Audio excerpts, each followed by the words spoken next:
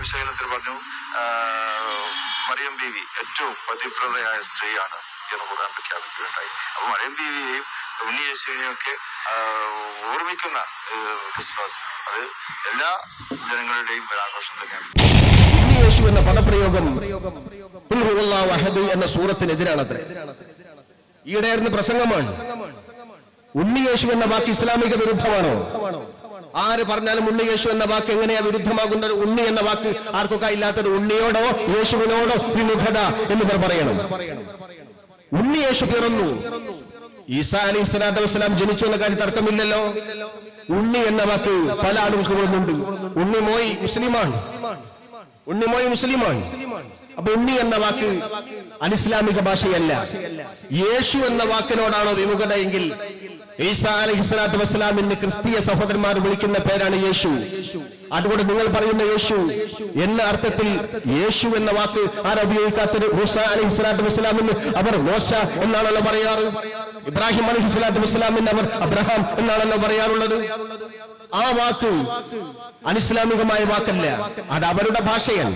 സുറിയാനി ഭാഷയിൽ ഏലി ഏലി ലമ്മാ സബ്ബക്തനിന് ബൈബിൾ പറയുന്നില്ലേ? ഏലി എന്ന വാക്കിന്റെ അർത്ഥം എന്താ? യഹോവ എന്നാണ്, അള്ളാഹു എന്നാണ്, ഇലാഹി എന്നാണ്, ഗോഡ് എന്നാണ്, ഈശ്വരൻ എന്നാണ്, കർത്താവ് എന്നാണ്, പടച്ചവൻ എന്നാണ്. അതൊക്കെ മുത്തറാദിഫായ വാക്കുകളാണ്. അത് ഏത് ഭാഷയിൽ പറഞ്ഞാലും അള്ളാഹു, ഏത് ഭാഷയിൽ പറഞ്ഞാലും ഇലാഹ്, ഈ സർവാധിപനായ പടച്ച തമ്പുരാൻ, അങ്ങനത്തെ വാക്ക് ഉപയോഗിച്ചുകൊണ്ട് അവർ പറയുമ്പോ അവരുടെ ഭാഷയിൽ നമ്മൾ ബഹുമാനിക്കുകയാണ് വേണ്ടത്. അത് അവർ പറഞ്ഞോട്ടെ. അതുകൊണ്ട് ഉണ്ണിയേശുവിന് ജന്മമില്ല എന്നാണോ? ലം യലിദ് വലം യൂലദ് എന്ന് പറയുന്ന വാക്ക് ആയത്തിനെതിരാണ് അത്ര ഉണ്ണിയേശു എന്ന് പറയുന്ന ആശയം. ഉണ്ണിയേശു എന്ന് പറയുന്ന പദപ്രയോഗം ലം യലിദ് വലം യൂലദിന് എങ്ങനെയാണ് എതിരാകുന്നത്? അസ്സലാമു അലൈക്കും വറഹ്മത്തുള്ളാഹി വബറകാതുഹു. ഏതായാലും നാസർ ഫൈസി ഇതിലില്ല സ്ഥിതിക്ക് ഞാൻ മൂപ്പരോട് നേരിട്ട് ചോദിച്ചു നോക്കിയാലോ. ഇന്നലെ നിങ്ങൾ പ്രസംഗിച്ച പ്രസംഗത്തെ കുറിച്ച് ഞാൻ 2 ഗ്രൂപ്പിൽ എൻ്റെ സംശയങ്ങൾ ഒരു സാധാരണക്കാരൻ എന്നുള്ള നിലക്ക് ഞാൻ ചോദിച്ചു. എൻ്റെ സാധാരണക്കാരൻ എന്ന് പറഞ്ഞാൽ ഞാൻ മദ്രസയിൽ 6ാം ക്ലാസ് വരെ പഠിച്ചിട്ടുള്ളൂ. അതുകൊണ്ട് എനിക്ക് വലിയ അറിവോ കാര്യങ്ങളൊന്നും ഇല്ല. അതുകൊണ്ടാണ് ഞാൻ ആ ഗ്രൂപ്പിലൊക്കെ ചോദിച്ചത്. ഉസ്താദ്മാർ കുറേ എല്ലാ ഗ്രൂപ്പിലാണ് ചോദിച്ചു. കുറേ വയസ്സുമാരും കുറേ ധാരിമാരും കുറേ ഇസ്ലാം ലളിതം സുന്ദരം എന്ന പ്രമേയമൊക്കെ അവതരിപ്പിക്കുന്ന, ഇസ്ലാമിനെ സുന്ദരമാക്കുന്ന ലളിതമാക്കുന്ന കുറേ ആളുകളൊക്കെ എല്ലാ ഗ്രൂപ്പിൽ തന്നെ ചോദിച്ചു. പക്ഷെ അതിനൊന്നും പോലെ ആരും മറുപടി പറഞ്ഞില്ല. ഏതാണ് താങ്കൾ ഇപ്പം ഇതിൽ നേരിട്ട് ഇടപെടുന്ന ഇതാണല്ലോ. അപ്പം അതുകൊണ്ട് ഞാൻ ചോദിക്കാം, നിങ്ങളോട് തന്നെ ഡയറക്റ്റാണ് ചോദിക്കാം. നിങ്ങൾ ഇന്നലെ സംസാരിച്ച ഈ യേശുണ്ണിനെ കുറിച്ച് ഞാൻ എനിക്ക് അതിനെക്കുറിച്ച് കൂടുതൽ അറിവൊന്നുമില്ല. നിങ്ങൾ പറഞ്ഞതിൻ്റെ ശേഷമാണ് ഞാൻ യൂട്യൂബിൽ ഒന്ന് സെർച്ച് ചെയ്തിട്ട് അതിൻ്റെ ചരിത്രം ഒന്ന് നോക്കിയത്, പരിധി നോക്കി.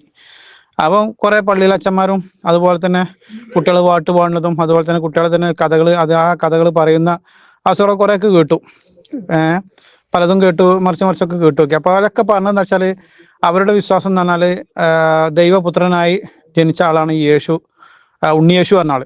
അപ്പം നിങ്ങൾ ഇന്നലെ ഖുർആനൊക്കെ എടുത്ത് ഹദീസൊക്കെ ഖുർആനൊക്കെ എടുത്ത് ഓതിക്കാണ്ട് പറയുന്നുണ്ട്, എന്താണ് ഈസാ നബി ജനിച്ചിട്ടില്ലേ, പിന്നെ എന്താണ് നിങ്ങൾ ഉദ്ദേശിച്ചത്? ഉണ്ണി പറഞ്ഞതാണോ തെറ്റ്, അല്ലെങ്കിൽ യേശു പറഞ്ഞത് ആ പേരിലാണോ തെറ്റ്, എന്താണെന്ന് വ്യക്തമാക്കണം എന്നൊക്കെ പറഞ്ഞാണ്ട് നിങ്ങളെ ഗൗരവമായ പ്രസംഗങ്ങൾ ഇന്നലെ കേട്ടു. പക്ഷെ എൻ്റെ സംശയം അതല്ല. അപ്പം ഇനിയിപ്പോൾ അത് ജനിച്ചു തന്നെ, ദൈവപുത്രനായി അവർ ജനിച്ചു, ഉണ്ണിയേശു ജനിച്ചു എന്നുള്ളത് തന്നെ വിശ്വസിക്കാന്ന് കൂട്ടാ നിങ്ങൾ പറഞ്ഞ സ്ഥിതിക്ക്. നിങ്ങളിപ്പോൾ അങ്ങനെ ദൈവപുത്രനായി ജനിച്ചു എന്ന് പറഞ്ഞിട്ടില്ലെങ്കിലും ഉണ്ണിയേശു ജനിച്ചു എന്നുള്ളത് നിങ്ങൾ പറയുന്നുണ്ട്. ഉണ്ണിയേശു എന്നാൽ അവരുടെ വിശ്വാസം ദൈവപുത്രനായിട്ടെന്നാണ് ക്രിസ്ത്യാനികൾ വിശ്വസിക്കുന്നത്. നിങ്ങൾ പറഞ്ഞ ഈസാ നബി എന്നാണ്. അങ്ങനെ ഇരിക്കെ അങ്ങനെ ആവട്ടെ, ഞാൻ അങ്ങനെയാണെന്ന് തന്നെ കൂട്ടുക. ഇനിയിപ്പോൾ ഈ ഉണ്ണിയേശുവിനെ അവർ കുരിശിൽ തളിച്ചു എന്നാണ് ആ കുട്ടികൾ പറഞ്ഞതും അതുപോലെ തന്നെ ആ പള്ളിയിലെ അച്ഛന്മാരൊക്കെ പറഞ്ഞ കഥകളൊക്കെ അങ്ങനെയാണ്. ഞാൻ ഒന്ന് സെർച്ച് ചെയ്ത് നോക്കുമ്പോൾ, യൂട്യൂബിൽ സെർച്ച് ചെയ്ത് അത് അവർ ആ രീതിയിലാണ് വിശദീകരിക്കുന്നത്. അതും ഇപ്പോൾ അങ്ങനെ തന്നെയാണോ? ഈ ഉണ്ണിയേശുവിനെ കുരിശിൽ ധരിച്ചു, അതായത് ഈസാ നബിയെ കുരിശിൽ ധരിച്ചു എന്ന് തന്നെയാണോ നിങ്ങൾ വിശ്വസിക്കുന്നത്? അല്ലെങ്കിൽ നമ്മൾ അങ്ങനെയാണോ വിശ്വസിക്കേണ്ടത്?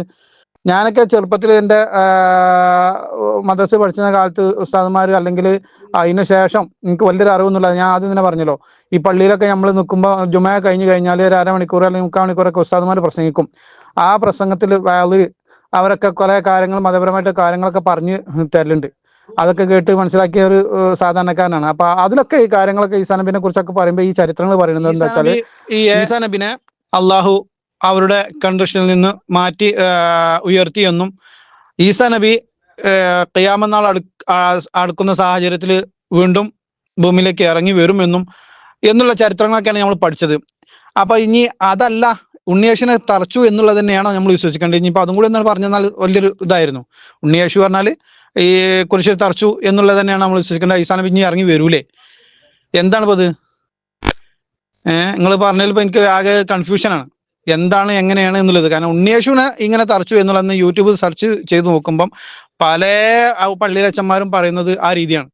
അപ്പൊ അതേ രീതിയിൽ നമ്മൾ വിശ്വസിക്കണം എന്നുണ്ടെങ്കിൽ ആ ഉണ്ണിയേശുവിനെ അവര് കുരിശിൽ തറച്ചിട്ടുണ്ട്, ഇനിയിപ്പോൾ അവിടെ നിന്ന് നീച്ചു വരുന്നില്ല എന്നുള്ള വിശ്വാസമാണ് അവർക്കുള്ളത്. അപ്പം എന്താണ് ഞാൻ മനസ്സിലാക്കുന്നത് കേട്ടോ, എനിക്കറിയില്ല എൻ്റെ ആ തെറ്റ്. ഞാൻ അവര് പറഞ്ഞത് മനസ്സിലാക്കിയ എൻ്റെ അടുത്ത് വന്ന താറാറോളം എന്താണെന്ന് എനിക്കറിയില്ല. ഏതെല്ലാം അവർ പറയുന്നത് അങ്ങനെയാണ്, ആ കഥകൾ പറയുന്നത് അങ്ങനെയാണ്. അപ്പൊ ഇനി ഈസാ നബി ഖിയാമത്ത് നാൾ വരൂലേ? നിങ്ങളിപ്പോ ഉണ്ണിയേശുവിനെ ഈസാ നബി ആയിട്ടാണ് അവതരിപ്പിച്ച അതിൽ കാണുന്നത്. അത് പറയാൻ പറ്റൂലേ? ഉണ്ണി എന്ന് പറയാൻ പറ്റില്ലേ? യേശു എന്ന് അറിയാൻ പറ്റൂലേ? എന്താ പറഞ്ഞില്ലേ? എന്താ തെറ്റ്? എങ്ങനെയാണ് അത് ജനിച്ചിട്ടില്ലേ എന്നുള്ളതൊക്കെ ചോദിച്ചാണ് ഞങ്ങൾ പ്രസംഗിക്കുന്നത്.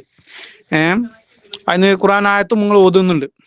അപ്പൊ എനിക്കത് തിരിഞ്ഞില്ല. ഞാൻ പറഞ്ഞില്ലേ, നമ്മളൊരു സാധാരണക്കാരനാണ്. നമ്മൾ ഈ ഇങ്ങനെ വേദ് കേട്ടതും മുമ്പൊക്കെ ഈ മദ്രസ അല്ലെങ്കിൽ മദ്രസ പള്ളികളിൽ നിന്നൊക്കെ ഇങ്ങനെ വേദ് കേട്ടും അല്ലെങ്കിൽ മതപ്രഭാഷണങ്ങൾ സംഘടിപ്പിച്ചും അതുപോലെ തന്നെ അവിടെ നിന്ന് മതപ്രഭാഷണങ്ങൾ കേൾക്കാൻ പോയിട്ടൊക്കെ ഈ ഉസ്താദന്മാർ ആ രീതിയിലൊക്കെ നമ്മളങ്ങനെ പഠിപ്പിച്ചു തന്നത്. അപ്പൊ അതിൽ നിന്നൊക്കെ വ്യത്യസ്തമായ രീതിയിലാണ് ഇപ്പൊ നിങ്ങൾ ഇന്നലെ പറഞ്ഞത് ഉണ്ണിയേശു ജനിച്ചു എന്നുള്ള വിവരങ്ങളൊക്കെ കിട്ടുന്നത്. അപ്പൊ ആ വിവരണം ഇതോ ഏതാണ് ഇപ്പൊ ശരി എന്നുള്ളൊരു കൺഫ്യൂഷൻ ഉണ്ട്. അപ്പൊ അതൊന്ന് തീർത്തു വരും നിങ്ങൾ എന്താണെന്ന്. ഇപ്പൊ ഏതായാലും നിങ്ങൾ ഈ ഗ്രൂപ്പിൽ നേരിട്ട് ഇടപെടുന്ന ഒരു മനുഷ്യനാണല്ലോ. ഞാൻ പല ഇതിലും 2 ഗ്രൂപ്പിൽ ഞാൻ ചോദിച്ചു എന്താണ് എങ്ങനെയാണെന്നുള്ളത്. അപ്പൊ ആരും ഉസ്താദന്മാരൊന്നും ആരങ്ങനെ മറുപടി പറഞ്ഞു തന്നില്ല. പിന്നെ അതുപോലെ തന്നെ യൂട്യൂബിലും ഞാൻ പറയില്ലേ 3-4 ഇതുകൾ ഞാൻ അങ്ങനെ സെർച്ച് ചെയ്ത് നോക്കി. അള്ളി അച്ഛന്മാർ പറഞ്ഞതും അതല്ലെങ്കിൽ കുട്ടികൾ കേൾക്കുന്നതും കുട്ടികൾ പാട്ട് പാടുന്നതും ഒക്കെ ആ രീതിയിലൊക്കെ എല്ലാ ഇതുകളാണ്. കഥകളും പറയുന്നുണ്ട്. ആ കഥകളൊക്കെ അങ്ങനെയാണ്. അപ്പൊ നമ്മൾ അവർ പറഞ്ഞ ഈ ഉണ്ണിയേശുവിനെ കുറിച്ച് കഥ അവർ പറഞ്ഞ് വിശ്വസിക്കണോ? അതപ്പോ ഈ നമ്മൾ പഠിച്ച ദീനി പഠിച്ച ആ രീതിയിൽ വിശ്വസിക്കണോ? എന്താണ് ഇപ്പൊ ഇതിൽ ഇത് എങ്ങനെയാണ്? അതുപോലെ സലാം ബാക്കി ഉസ്താദ് പറഞ്ഞതും വളരെ കൃത്യമായി അദ്ദേഹം പറയുന്നുണ്ട്. അങ്ങനെ ഒരു അള്ളാഹു തആലക്ക് ഒരു മക്കൾ ജനിച്ചിട്ടില്ല, അങ്ങനെ കുട്ടികളുണ്ടായിട്ടില്ല എന്നുള്ളൊക്കെ മൂപ്പർ പറയുന്നത്. അത് നമുക്ക് വിശ്വസിക്കാൻ പറ്റുന്നതല്ല, ആ വിശ്വാസം നമുക്ക് കഴിയൂല എന്നില്ലേ. നിങ്ങളിപ്പോ അതിനെ ഗണ്ണിച്ചുകൊണ്ടാണെന്നുള്ള അവിടെ പ്രഭാഷണം നടത്തിയത്. അതുകൊണ്ട് നിങ്ങൾക്ക് ആ ഗണ്ണിച്ചുകൊണ്ട് പ്രഭാഷണം നടത്തിയോണ്ടാണ് ഞാൻ എൻ്റെ ചോദ്യം, എന്താണ് നമ്മൾ വിശ്വസിക്കേണ്ടത്? ഈ ഉണ്ണിയേശു ഇനി ആ കുരിശ് തറച്ച ഉണ്ണിയേശു ആണോ ഇനി തിരിച്ചു വരിക? അതോ അള്ളാഹു തആല ഉയർത്തിയ ഈസാ നബി ആണോ വരിക? എന്താണ് ഇപ്പൊ അവസ്ഥ? ഉണ്ണിയേശുവിനെ കുറിച്ചാണ് നിങ്ങൾ പറഞ്ഞത്. ഉണ്ണിയേശു എന്ന ഈസാ നബിനെ കുറിച്ച് പറഞ്ഞാലാണ് നിങ്ങൾ ഈ ഉണ്ണിയേശുവിന്റെ ഈ ഇതിട്ട് വരുന്നത്. ഈസാ നബി തന്നെയാണ് ഉണ്ണിയേശു എന്ന് വരുത്തി തീർക്കാനാണല്ലോ നിങ്ങൾ അത് ശ്രമിച്ചത് അല്ലേ? ഈസാ നബി തന്നെയാണ് ഉണ്ണിയേശു എന്നാണ് നിങ്ങൾ അവിടെ ജനിച്ചിട്ടില്ല എന്നൊക്കെ ചോദിക്കുന്നത്. ഒരു എന്റെ ബുദ്ധിക്ക് എനിക്ക് മനസ്സിലാണത് അത് തന്നെയാണെന്ന്. ആ ജനനം ഉണ്ണിയേശു തന്നെയാണെന്ന്. ആ ഉണ്ണിയേശുവിനെ അവർ കുരിശിൽ തറച്ചു എന്നും അവർ ഗണ്ഡിതമായി പറയുന്നു. അപ്പൊ എന്താണ് നമ്മൾ വിശ്വസിക്കേണ്ടത് എന്നാണ് എന്റെ ചോദ്യം.